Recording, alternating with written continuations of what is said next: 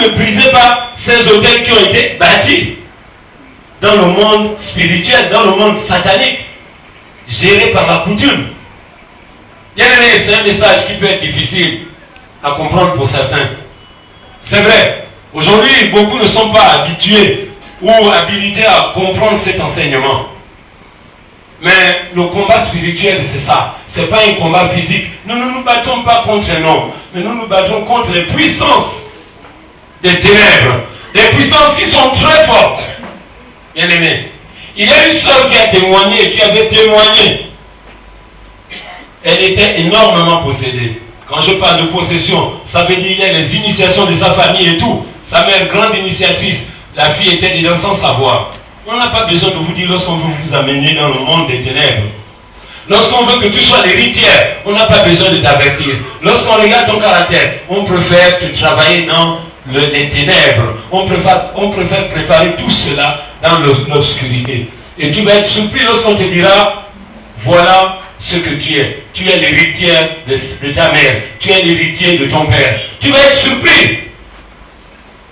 Moi qui vous parle, bien aimé, je ne savais pas, mais je me rappelle, lorsque mon père est mort, ça fait quand même si longtemps, nous étions 3 garçons.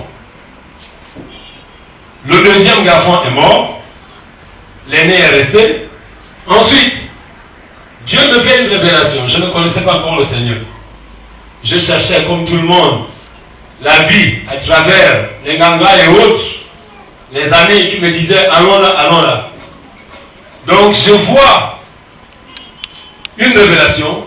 Dans cette révélation, j'appelais ça un rêve. Qu'est-ce que je vois? Je vois des gens réunis. Je monte dans mon village et je vois des gens rassemblés. Un cercle. Ils étaient environ plus de 200 mètres de moi.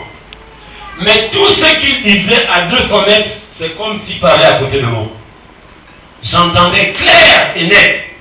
Ils étaient en train de dire, nous avions tué celui-ci, maintenant c'est le tour de Richard. C'est-à-dire moi. Et tout de suite, une colère saintement envahie. Je me suis dirigé vers eux.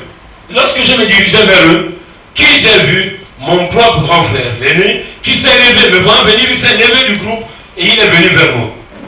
Alors je n'ai pas hésité. Vous savez, lorsque Dieu a une mission pour toi, lorsque Dieu a quelque chose pour toi, il ne peut pas accepter que l'ennemi t'entraîne n'importe comment. Amen. Même si tu ne le connais pas encore, si tu es encore dans les ténèbres, il ne peut pas accepter que tu meurs comme ça. Alors, j'ai eu la force de parler à mon grand frère. Je lui ai dit, j'ai entendu tout ce que vous avez dit. Mais je t'ai dit pour le commencer, ce n'est pas mon grand frère qui devait mourir, c'est-à-dire ton petit frère. C'est toi qui devais mourir. Mais moi, je ne mourrai pas. Et je vous enterrerai tous. Amen. Mon grand frère s'est tué, il n'a rien dit, il a fait demi-tour. Et je me suis réveillé. Mais lorsque vous regardez mon grand frère, il était retraité depuis longtemps, mais il était toujours frais, jeune. Mais pourtant, il priait dans une grande assemblée de Dieu. Alors je me posais la question, est-ce que c'est vrai le rêve que j'ai vu? Est-ce que vraiment mon grand frère conclure, il est dans le monde des ténèbres? Comment quelqu'un qui prie depuis des années? Je suis resté dans le doute. Mais c'est ça ce que la coutume a mis en nous. Nous devions douter lorsqu'on te dit que ton père est capable de faire ça, ta mère est capable de faire ça, ton frère ou ta soeur sont capables de faire ça. L'esprit de doute est en nous. Le diable nous met ça. Lorsque le prophète va te dire ici, voici ce qui se passe. Même si tu le fais inconsciemment, tu vas douter. Parce que l'esprit de doute est en nous, bien aimé. Et si tu ne puisses pas cela, tu ne pourras jamais obtenir la gloire de l'Éternel. Ça, ce n'est qu'un témoignage. Mais ce que je veux vous dire ce matin, c'est que lorsque tu viens dans la maison de Dieu, ne viens pas parce que c'est ta soeur qui t'a conduit. Ne viens pas parce que ta soeur prie là-dedans. Ne reste pas parce que je connais le pasteur. Ne reste pas parce que je connais le prophète ou je connais le prêtre. Non. Cherche l'Éternel. Si tu cherches, si c'est la part de l'Éternel que tu cherches, alors Dieu va t'orienter. Dieu fera des grandes choses dans ta vie. Amen. Il te dira si le lieu où tu es est bon. Vous devez avoir un témoignage dans votre vie. Chacun de nous doit avoir un témoignage. Mais si tu n'as pas de témoignage, que diras-tu à ton frère, que diras-tu à ta soeur? Ce que l'Éternel a fait dans ta vie, bien aimé. Amen. Amen. Nous ne devions pas venir parce qu'on t'a dit, là-bas il y a le miracle. Qu'est-ce que tu viens rechercher? Le miracle ou le Seigneur? La Bible déclare que nous devions d'abord chercher les choses du royaume céleste. Amen. Avant toute autre chose. Mais beaucoup viennent, ils veulent chercher la guérison. Tu es venu parce que tu étais malade. Je cherche la guérison. Tu oublies même que celui qui donne cette guérison-là, c'est lui que tu vas d'abord chercher en premier. Lui-même sait de quoi tu souffres, bien-aimé. Amen. Lorsque j'ai connu le Seigneur, je ne cherchais pas un homme. C'est une prophétesse qui m'avait dit des choses. Je ne savais pas que cette dame, vous savez, on dit, chez nous, c'est un proverbe, en fait, c'est un proverbe chez les Viennet qui dit que la personne meurt toujours dans la chose qu'elle aime. C'est là où on t'atteint. Lorsque tu aimes quelque chose, l'ennemi passe toujours par cette chose pour t'atteindre. Mais moi, Dieu m'a fait grâce. Parce que dans ce que j'aimais, Dieu a agi dessus pour me transformer. Amen. Vous savez, il arrive des moments dans la vie de chacun de nous où tu te poses des questions.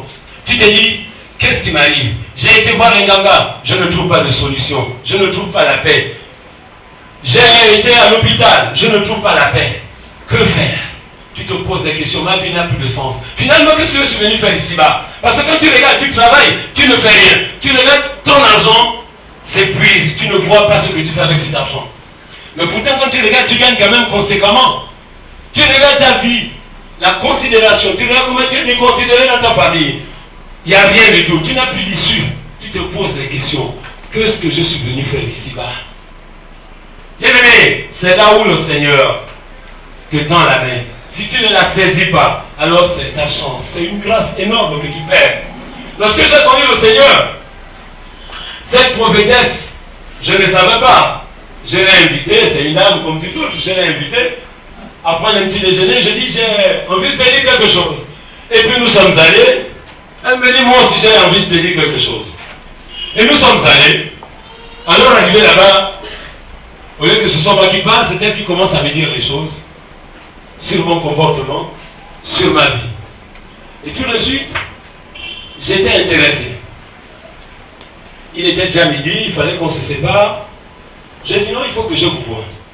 Elle m'indique là où elle habitait, elle me dit voici là où j'habite et tout. J'ai dit ok, je passe ce soir. Je suis arrivé à la maison tout excité. Bizarrement, j'avais une grande excitation. J'ai dit faut que j'aille connaître le fond de mon histoire. Et quand je suis allé, nous nous sommes assis à la terrasse et elle a commencé, l'Esprit de Dieu l'a parlé. Elle me disait, on va parler de tout et elle me disait des choses. Des choses que depuis même quand j'allais, chez ceux-là qui disent, les gangas, ils sont investis de la puissance, ils ne m'ont jamais dit. Des choses qui ne concernaient ni mon père, ni ma mère, ni ma famille, mais moi-même. Ce qui veut dire ce que moi je faisais. Les adultères, beaucoup de choses. Et c'était cela d'abord qui bloquait ma vie. C'était cela qui faisait en sorte que le diable puisse avoir un droit sur moi. Bien aimé, nous avions fait des choses. Si nous ne les connaissons pas, si nous ne reconnaissons pas ce que cette désobéissance fait dans notre vie, alors notre route encore pour trouver la délivrance, elle est longue. Et quand je suis venu le soir, ce n'est pas un homme qui va te transformer. Il n'y a que le Saint-Esprit, le Seigneur lui-même qui va te toucher. Un homme de Dieu peut te parler pendant 2 heures. Il ne réussira pas à te convertir, à changer ta vie. Mais il ne fait que planter quelque chose qui va permettre au Saint-Esprit d'agir sur ta vie. Et quand je suis rentré chez moi, bien-aimé, pour la première fois, pourtant mon grand-père priait dans une église. Je suis allé, il m'a forcé, je suis allé, j'ai grandi plus que j'appelais chez lui. J'ai passé combien d'années dans cette église, mais jamais j'allais, ça ne me disait rien du tout.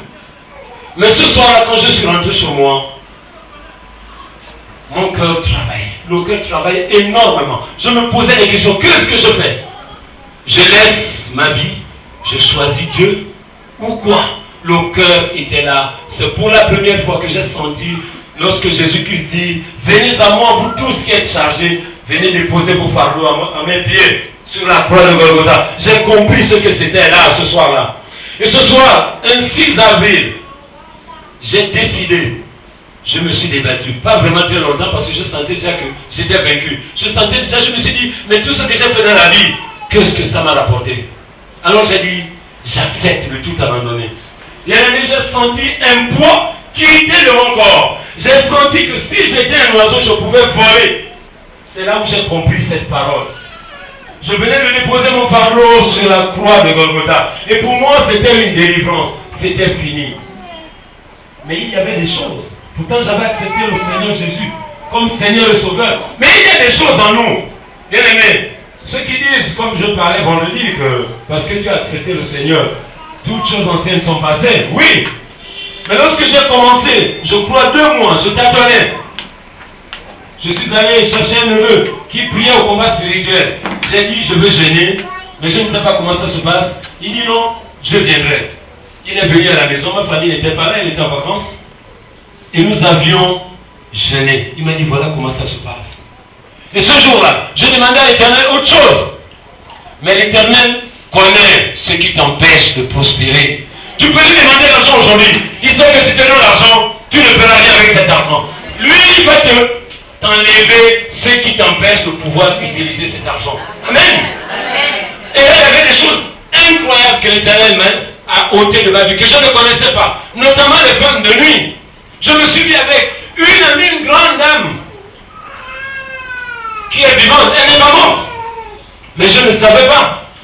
Pour moi, les femmes de nuit, c'est des esprits, des gens qui sont morts. Mais non, même les esprits des vivants. Lorsqu'une femme te possède, lorsqu'une femme te contrôle, dans le monde satanique, elle devient une femme de nuit pour toi. Et j'ai vu l'Éternel, comment Dieu m'a délivré de cette femme. Nous nous retrouvons dans un canter chargé. Et j'allais la déposer chez elle. Je suis descendu du camion. La dame est descendue, elle ne s'occupait pas. J'ai vu ses enfants. Tonton Richard, tonton Richard. Je ne m'occupais pas. J'ai regardé, j'ai vu ma